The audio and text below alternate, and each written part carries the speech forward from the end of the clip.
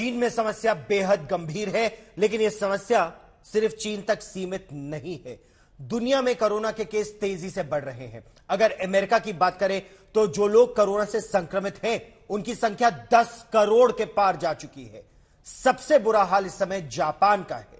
यहां पिछले 24 घंटों में 2 लाख नए मामले आए हैं। 300 से ज्यादा लोगों की पिछले 24 घंटों में ही मौत हो चुकी है। कोरोना विस्फोट के बाद पूरी दुनिया की नजर चीन पर है, मगर चीन से भी खराब हालात जापान के हैं।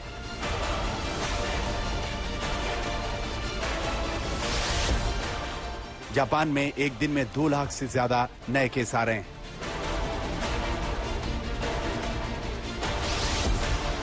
वहीं कल जापान में कोरोना से 339 लोगों की मौत हुई। जापान में कोरोना के मामलों में तेजी की वजह पर्यटन को बताया जा रहा है।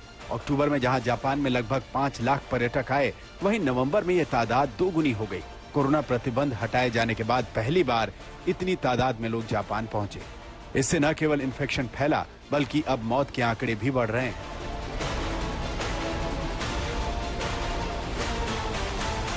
दुनिया का कोरोना मीटर भी एक बार फिर से रफ्तार पकड़ चुका है।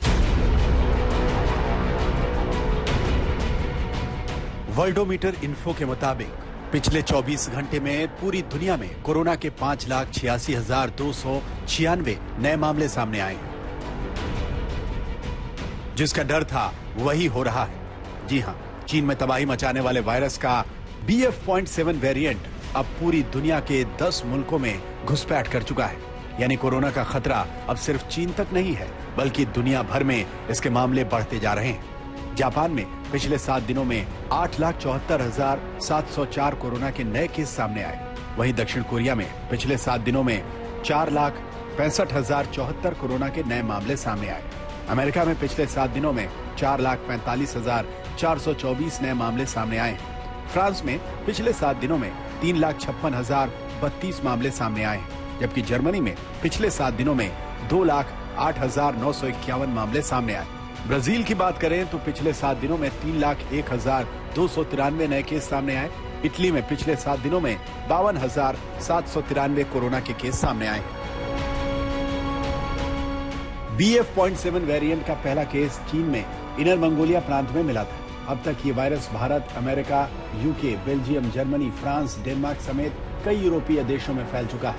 अमेरिका में 10 दिसंबर तक कोरोना के नए मामलों में BF.7 वेरिएंट के 5.7% केस थे और आज की तारीख में विस्फोट हो चुका है। Japan, south Korea, America, France जैसे देशों में कोविड से मौतों की संख्या बढ़ी है। कोरोना वर्ल्ड स्पीडोमीटर के आंकड़ों के मुताबिक यूएस में बीते 24 घंटे में 326, फ्रांस में 127, ब्राजील में 197, साउथ कोरिया में 59, जापान में 296, रूस में 59 मौतें दर्ज की गई हैं। चीन के वायरस ने दुनिया को दहलाना शुरू कर दिया है और भारत ने सतर्कता बरतनी शुरू कर दी है। आज तक ब्यूरो।